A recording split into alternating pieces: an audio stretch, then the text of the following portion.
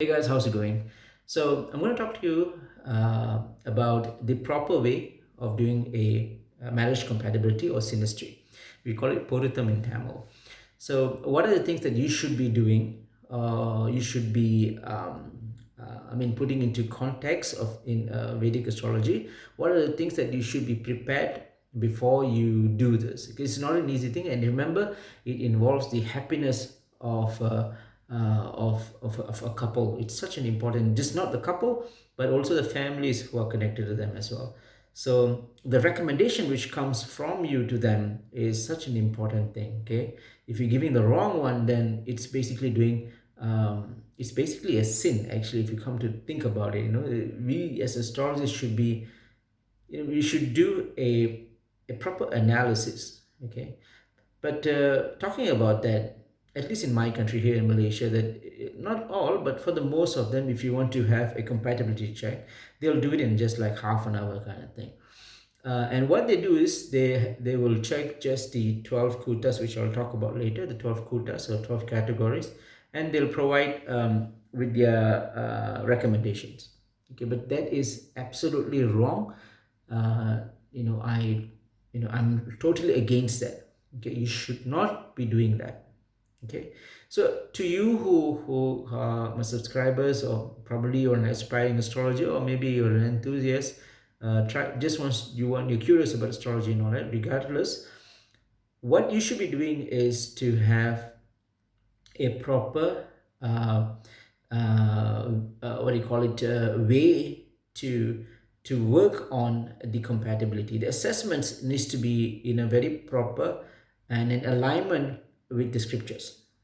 Okay, just looking at the guna milan, or the what do you call it, the ashtakutas, and also the ashta is the 8 kutas, but there's an extension of form, or the 12 kutas, doesn't cut it. You need to have two parts to do a proper marriage compatibility. Is the first part is to go through the 12 kutas or 12 categories, 8 basic and 4 extension. That needs to be done. That's the framework, right?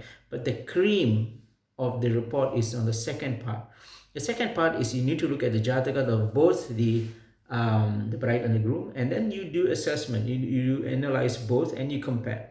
First house is going in, this is what's happening. The first house in the bride's chart, and in the groom's chart, the first house is, these are the things which is happening, and all the 12 houses. So as you can see, it's a lot of work. First, you need to do a proper jataka for the bride, and then another proper jataka for the groom, and after that you need to do a comparison between these two jatakas. With that, you connect it with the first part, which is the kutas and the groups, and the guna milans and all that, and then with these two components coming together, you can then give a more reliable prediction and recommendation for marriage. So remember that it's very, very, very important. Just the 12 quotas wouldn't cut it. It's a very bad thing to be based on that. It's, in fact, it's a sin to do so. So be very, very, very cautious. When if you're doing Purathama compatibility, you must be trained. I mean, you must be been doing astrology for years at least to do that. Okay, so if you're a beginner, um, my humble advice here is for you to not to engage with this compatibility, this synastry checking between bride and groom. Very, very important there. Okay, so in this video I'm going to give you tips on how do you do a proper one. So as far as the second part, where you need to assess, you need to check each and every houses, all the 12 houses of both the bride and the groom. The first part is more important in this case. Why? Is because the second part is straightforward. Okay, you need to do jataka, you need to compare. That's straightforward. The first part is where a lot of vagueness is. A lot of people are unsure about certain things. So I'm going to talk to you about the first part. Remember, a proper recommendation is based on the first and the second part. Okay, so let's go into details on the first part. Now, the first thing that we look in the 12 kutas or categories is the dina.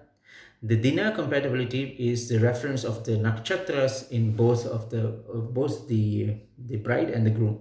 Okay, now the nakshatra is a component which is core, which is truly the intrinsic entity in Vedic astrology, because the nakshatra is the one that reveals the personality of the person in respects to God, right? It's such a huge thing. Which is why in compatibility in synastry we check the dina first. The dina compatibility must match. Very very important, because that's the very core. Is the core thing. You really need to check. Then that's the first thing to check. Okay. Second will be the Ghana. Ghana is temperament, the nature, the personality, the character, the behavior. That needs to be looked. Third is the Mahindram. Mahindram is the quality of the groom, the guy, right? Whether can he support the family, whether he has the capacity to take care of the wife, whether he has the capacity to maintain a family, the children that he will have, the power that he has to protect the family, and all this thing seen in the Mahindra. So this one is centric or specific to the groom, to the guy. Comes next will be Stri. Dirgham. Stri, as you know, is the Shakti, is the feminine, is the female, right? Dirgha is blessing. This one is for the lady, is centric for the lady or the female. It shows how much happiness that she will gain if she gets married with this groom, right? If she gets married with grooms, what is the level of contentment, peace and happiness is seen here. Okay, that's the Sri Dirgha. So Dina, Gana, Mahindra, Stri. Comes from Stri is the Rasi. I'm sorry, Yoni. Yoni is basically Yoni is the sexual compatibility, right? It's one of the factors for someone to get married, right? Obviously, it's a very natural process. Marriage is a social way to procreate. Okay, as beings, it's our obligation, right? It's a thing that we need to make sure that our species gets the continuity of species is such an important thing. So we need to procreate, we need to have children's, right? And offsprings, I mean. So that's an important factor. So if you don't have this compatibility, the yoni problem, the yoni compatibility, then that's a minus point, of course, because at the end of the day, that's a core thing, right? Right. From there, we go into the Rasi compatibility. Rasi, as you know, is the moon sign. So Rasi basically shows that it shows about the love and care in a relationship. It's self-explanatory, and I don't have to go in details. You should know by now that a successful marriage is all about love and care. Okay, that's the core thing. If you don't have that, then what's the point anyway? So the Rasi will show that, and comes after that will be Rasi Adhipati, or the Lagna. The lordship of the Rasi. The lordship of the Rasi will show psychological assessment.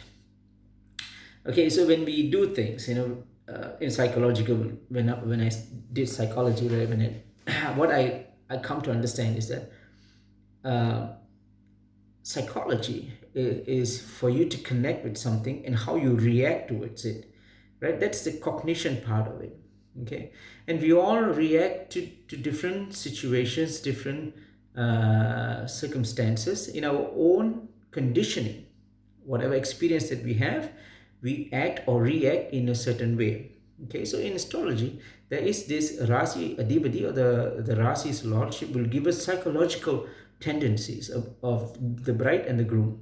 And then we look at, the matching. We match to see if there's any, if there's any differences, anything which is like, alarming, which you should take care of. Everything is seen here. The psychological realm, or the assessment of how we look at things, and how the cognition, right, the cognitive process of the human is seen here. Okay, so Rasi, once Rasi is done, Rasi Adhipati, once that is done, we go to Vashyam. Vashyam is physical attraction. Now, physical attraction doesn't mean a sexy body or six-pack or anything like that. It is a very complex thing. Okay, the connection, or the physical connection with another person is so complex, such a complex things. It's amazing actually to think about it. It's just not the physical body, it's not the face, it's just so many things which is involved here. Of course, there's a lot of things we can talk about, but just for this video, understand that physical checking compatibility is not about just the body. There's just so many parts to it. So that's another thing. It's called as the Vashyam, right? After Vashyam, we have the Raju. Raju compatibility is the longevity of the marriage. How long, the capacity to to withstand whatever that's going on, the capacity, how long the marriage will be successful. A successful marriage, okay, is seen here. And of course, this gives clues about separation and divorce, and all these things can be seen here in Raju. After Raju is Veda. Veda means knowledge, right? So Veda Purata means, in this context, it means, when the couple, of course, the couples will have to go, any couples in that matter, we need to go through hardships, difficulties in life, right? And during those times, where you have to go through hell, heaven, high water, whatever problems that we face as couples, how do you go about it? What is the level? How do you connect with your wife? How do you connect with your husband? Okay, it's very, very important when you have a problem. Do you break apart? Do you say, okay, if there's a problem, I have a solution, probably you don't have one. Can we, like, share? Is there a mutual respect? Very important, ladies and gentlemen, respect in a marriage. I mean, I've been doing this for the past 14 years, so I've seen so many breakups and so many things. Some are scary ones as well, but anyway, respect seems to be one of the core things to have in a marriage. You must respect your spouse, right? Works both ways, guys to girls, girls to guys, right? So again, the Veda Pratam shows how much capacity that you have, in when the problem happens. You're standing in front of a wall of adversity, okay? Impediments after impediments happening to you. How can you, together as husband and wife, how do you hold hands and break that wall? Or you just go, you shall find your own ways and all that. So Veda Pratham shows the capacity of the husband and wife, or the bride and groom, when problem arises in a marriage. All right, from there it goes to Varnam. Varnam, etymologically, Varnam means colors, right? So Varna means spiritual establishment between the husband and wife, between the bride and the groom. Spiritual establishment. That's another important core thing. If a person is spiritual, then they'll be more accepting about things. They are more inclusive about stuff, right? They are not exclusive. On the contrary, the Varnam also shows ego. The ego is the contrary to spirituality. It's all about me, it's about I, and so on. It's about exclusiveness and so on. So in that sense, you can see how much acceptance, how much respect, how much love and care, and the foundation of marriage is being upheld by these couples. Okay, you can see that. So remember, Varnam is about spiritual integrity and connection. Okay, the last would be the nadi. Nadi means pulse, literally means pulse. Nadi also means the nervous system in our body. But what actually means about nadi is nadi determines the health and the hereditary aspect of the entire compatibility. The health and the hereditary of both, right? So it is important to know that how would my generations to come to be, my descendants, how are they going to be? My marriage with her, my marriage with him, is there any problems in terms of hereditary or health related? Okay, and this is where most of the astrologers whom I hear, my clients tell me that, I hear from astrologers says that, the nadi shows about the death, the physical death of either the husband or the wife, or the bride or the groom. These are all, I don't know where they get this idea from, but nadi is the health and hereditary repository of both the bride and the groom. Okay, so it talks about the modification of the very code of genetics, so what they call as the epigenetics, right? The epigenetics basically modifies based on the surroundings and how the nature is, right? So they use this epigenetics to do averaging of a, a lifespan of humans in certain geographical area and things like that. Of course, I'm not a geneticist. I do have few clients who are geneticists, so I sometimes I email and talk to them, so they tell me about these things as well. So this epigenetics is like changing from the very code of genetics, right? The human genome gets a bit, it changes as time goes. So the health in this Nadi talks about this, and remember this was written thousands of years ago, and they talk about genetics.